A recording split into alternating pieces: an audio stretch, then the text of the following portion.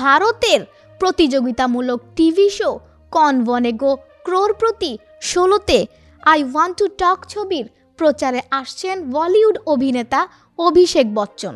বিশেষ ওই পর্বে অমিতাভের সাথে খেলবেন ছেলে, সেই পর্বের প্রোমো প্রকাশ্যে আনা হয়েছে।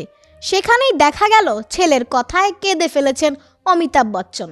এক ফ্রেমে আর সেভাবে দেখা যায় না ঐশ্বরিয়া রায় বচ্চন ও অভিষেক বচ্চনকে, যেন দুজনার দুটি পথ আলাদা হয়ে গেছে।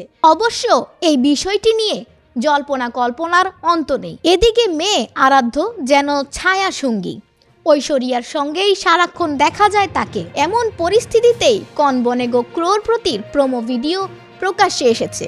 সেখানে দেখা গেছে অভিষেক তার বাবা অমিতাভ বচ্চনকে নিয়ে কথা বলছেন, জানাচ্ছেন, বাবা, আমি জানি না এটি বলা উচিত কিনা, আশা করব মানুষ আমায় ভুল বুঝবে না, কিন্তু আমরা আজ এখানে বসে আছি, রাত 10টা বেজে গেছে, সকাল 6:30টায় আমার বাবা বাড়ি থেকে বেরিয়েছে যাতে আমরা আরাম করে 8টা থেকে 9টা অবধি ঘুমাতে পারি।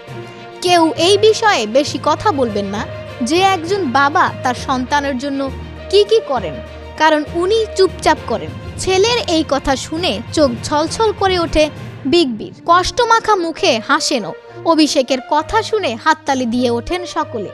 সেই প্রোমো ভিডিওটি প্রকাশ্যে আসলে অনেক নেটিজেন তাতে মন্তব্য করেন। এক ব্যক্তি লেখেন, হ্যাঁ, একেবারেই ঠিক, বাবা আর স্বামীর স্যাক্রিফাইস নিয়ে কেউ কিছু বলে না। দ্বিতীয় ব্যক্তি লেখেন, একদম ঠিক, আপনাদের বাবা ছেলের জুটিকে দেখলে খুব ভালো লাগে। সুজিত সরকারের নতুন cinema I want to talk ছবিতে অর্জুনের চরিত্রে অভিনয় করছেন অভিষেক। 2 কন্যা সন্তানের বাবা অর্জুন জীবনের এমন এক পর্যায়ে সেখানে সে শারীরিকভাবে অসুস্থ, আর এই অসুস্থতা তার জীবন দেখার দৃষ্টিভঙ্গি পাল্টে দেয়। যাদের প্রতি অর্জুন অন্যায় করেছেন তাদের কাছে গিয়ে এখন সে ক্ষমা চাইতে চান। এই সিনেমার প্রচার করতেই পরিচালককে সঙ্গে নিয়ে কন বনেগো ক্রোরপতি শোয়ে যান অভিষেক। আগামী 22 নভেম্বর সিনেমা হলে মুক্তি পাবে আই ওয়ান্ট টু টক। শোনা যায় এই ছবির জন্য অভিষেককে শারীরিক গঠনের পরিবর্তনও করতে হয়েছে, ওজন বাড়িয়েছিলেন তারকা।